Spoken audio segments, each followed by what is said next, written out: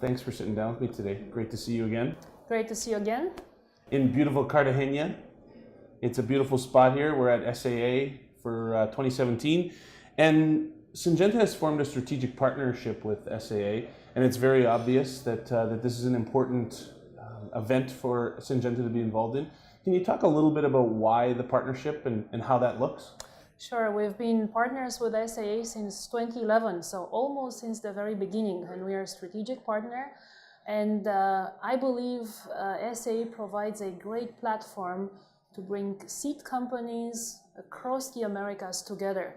For us in seed treatments, this is really important. A couple of reasons. One, it gives an opportunity for best practice exchange in critical areas such as training and stewardship, operator training, but also communication and resistance management. Second, when we launch new products, what a perfect place to introduce those new technologies, and especially when we can have customers from countries that experienced our products share their perspectives with customers from countries where we're just getting ready to launch. And then the third area, which I'm really passionate about, is the platform opportunity in areas where we need as an industry to come with a common voice and then voice that in connection with the government discussions in areas that are so critical for our industry. So movement of treated seed, for example, that's a really important industry platform that SAA is helping us to build on. Absolutely. And largest attendance that they've ever had at this particular event, so it's obviously going in the right direction. Absolutely. Yeah. Syngenta obviously has a global footprint. Can you talk a little bit about why this South American, and you know what, maybe we'll bring them both together, South American and North American, because that's what the SAA is all about. What does these areas mean to Syngenta, and how does it fit into the game plan, so to speak? Sure. So for Syngenta overall, the Americas represent half of our business, very significant. For Seedcare, actually it represents about 55%, so a bit more than half. But it's more than just the numbers. What we have in the Americas, both in North as well as South America, it's really strong R&D platform, very strong trialing. So whenever our products come through the pipeline and are ready for testing, we would be testing in either North America or South America or both first. And from a product launch perspective, registrations are faster than other parts of the world. So almost in all cases, our first country of launch is either in the US or Argentina, which are some of the countries with the fastest regulatory approval process. Right. And at the SAA meeting here, regulatory is certainly a big topic, a big portion of the discussion. Product development.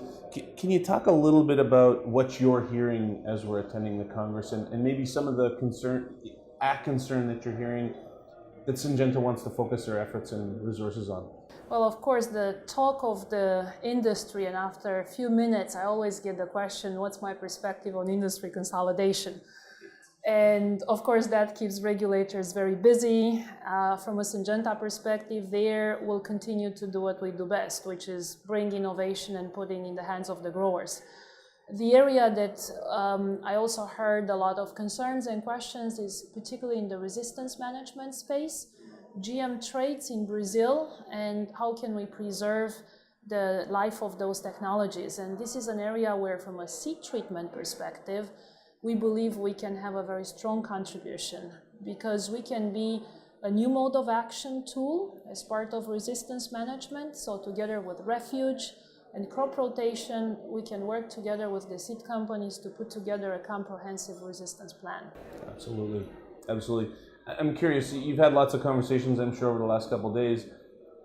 Do you think, is the attitude, the angle that people are going in with, is it stronger than last year, flat, or down from your perspective? Do you think people are feeling more positive, negative, or the same as? It very much varies, I think, from one country to another. Generally, we still have depressed commodity cycle prices, and that really affects everyone. But I have the feeling that in many countries, people feel we're maybe at the end of the tunnel and things would get more positive. So frankly, it feels to me it's more positive momentum. Agreed. That seems to be my perspective as well. That people are on they're seeing the light at the end of the tunnel, so to speak. Yes. Yeah, perfect. And folks just launched Plenaris in the U.S. in May, I believe. Yeah.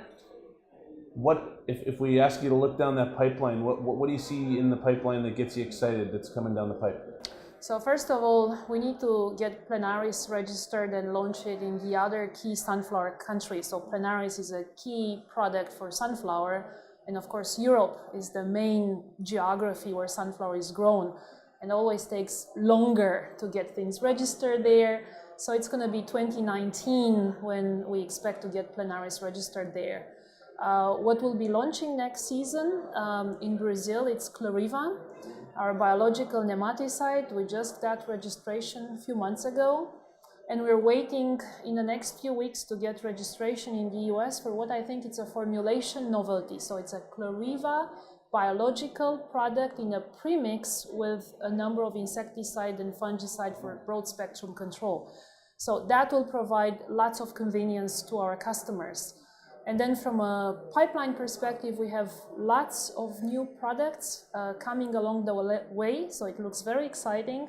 First will be fungicides, new mode of action fungicides, followed by a number of insecticides that will fill so much needed a gap in many countries. Right, absolutely.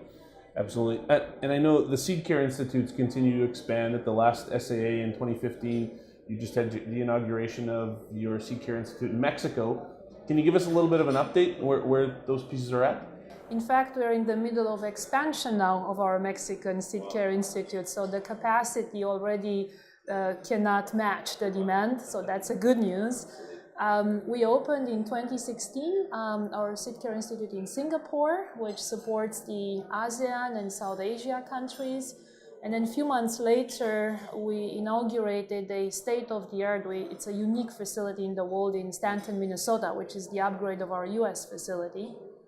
And then a few months ago, we opened the Russian Seedcare Institute in central Russia, which of course will focus mostly on the Russian customers.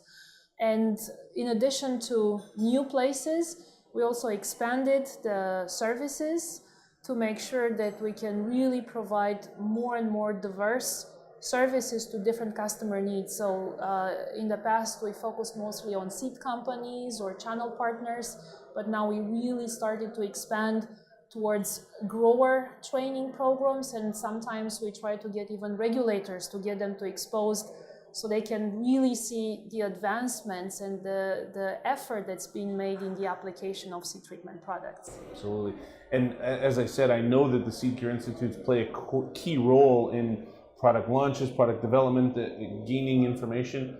If you had to pick out one thing that's maybe the core benefit of the Seedcare Institutes for Syngenta, what do you think the number one benefit would be that you see coming out of the institutes?